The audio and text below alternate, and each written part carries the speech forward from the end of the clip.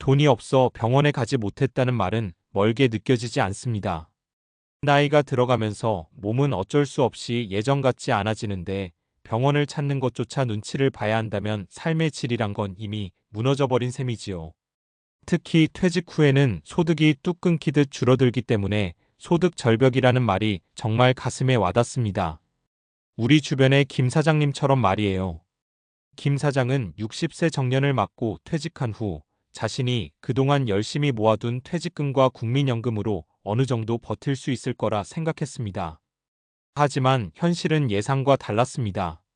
생활비, 자녀 결혼, 차량 유지비, 각종 보험료까지 빠져나가고 나니 남는 게 없었습니다. 게다가 건강검진에서 지적된 고지혈증과 고혈압도 그저 조심하라는 말로 넘겼습니다.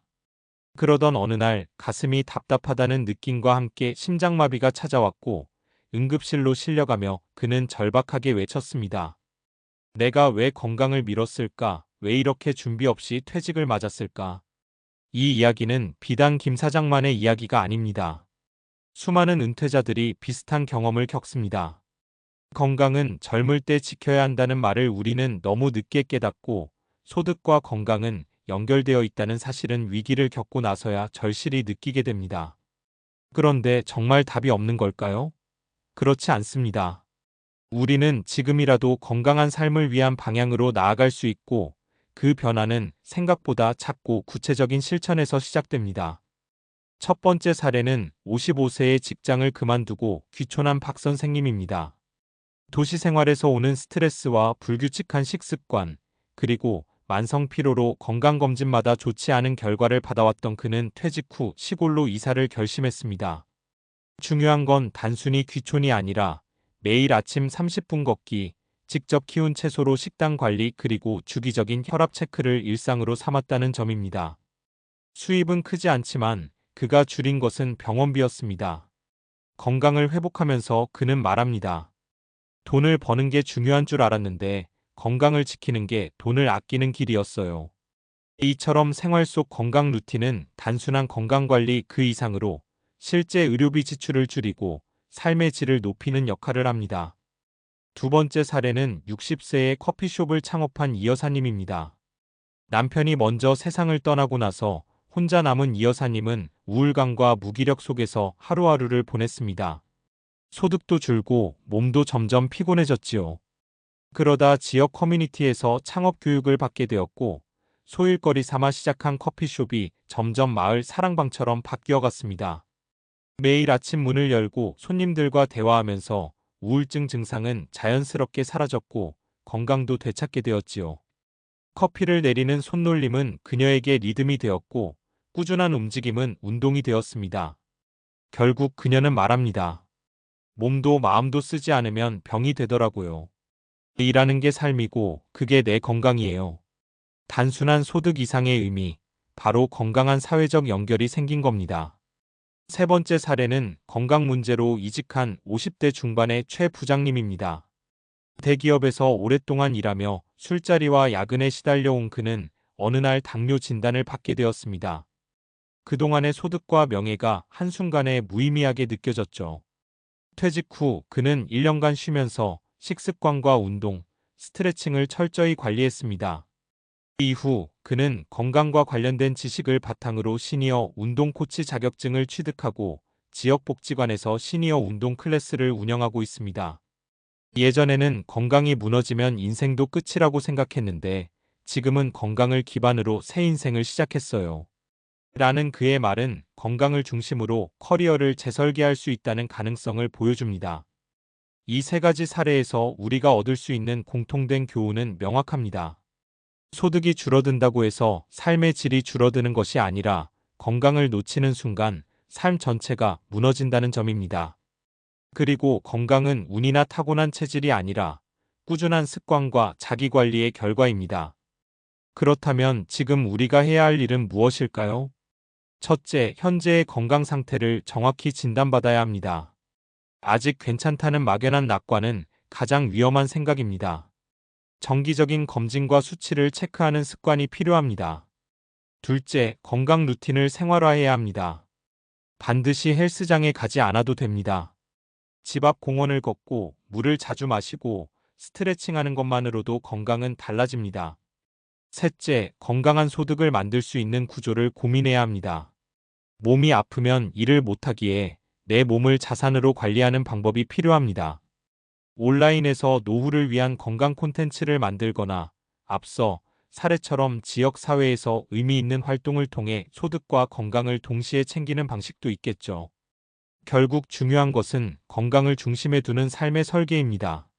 소득이 줄어드는 것을 막을 수는 없지만 그로 인해 건강까지 잃는 일은 막을 수 있습니다. 우리는 앞으로 100세 시대를 살아가야 하고 이제는 얼마나 오래 사느냐보다 어떻게 건강하게 사느냐가 훨씬 더 중요해졌습니다. 김 사장님이 심장마비에서 살아남은 건 운이었을 수도 있습니다.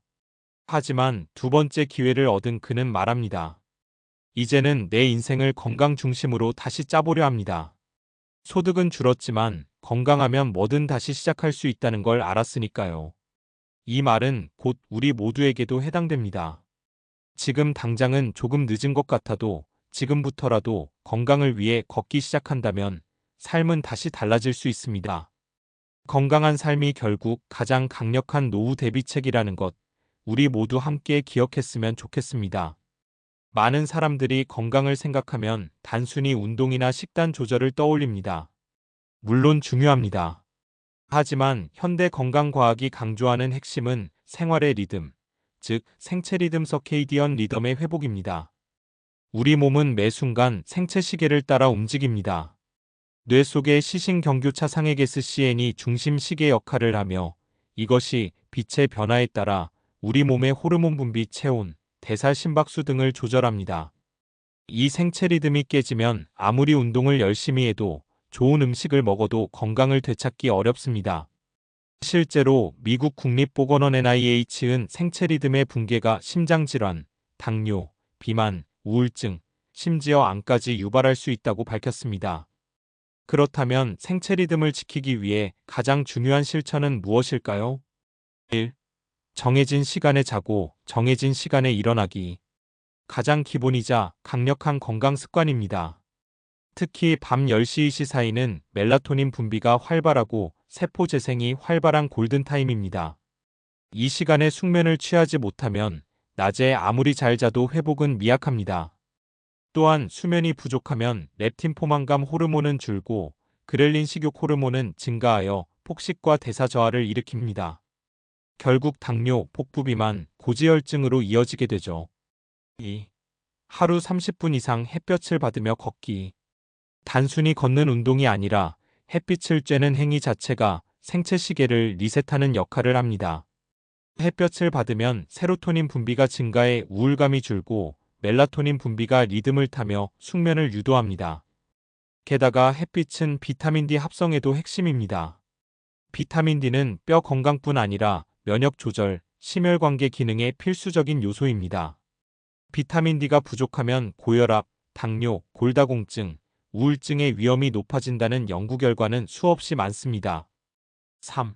하루 2일의 물 섭취와 정제 탄수화물 줄이기. 체내 수분이 1%만 부족해도 피로감이 증가하고 2%가 부족하면 집중력 저하, 3%가 부족하면 심장박동 이상이 나타납니다. 특히 중장년층은 갈증을 잘 느끼지 않아 쉽게 탈수에 노출되므로 의식적으로 수분 섭취가 필요합니다.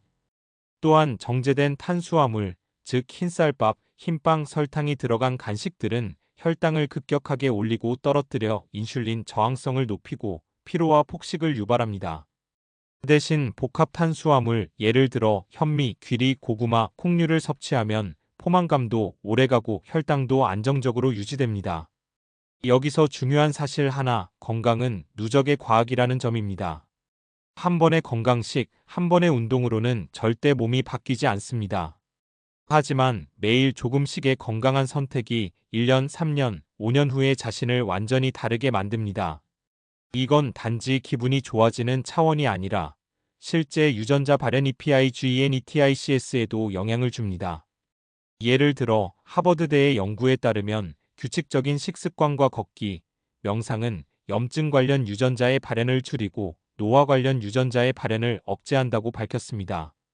즉, 당신이 지금 하는 걷기 한 번, 수면 1시간, 식단 하나가 실제로 세포 수준에서 질병 예방 코드로 작동하고 있다는 의미입니다.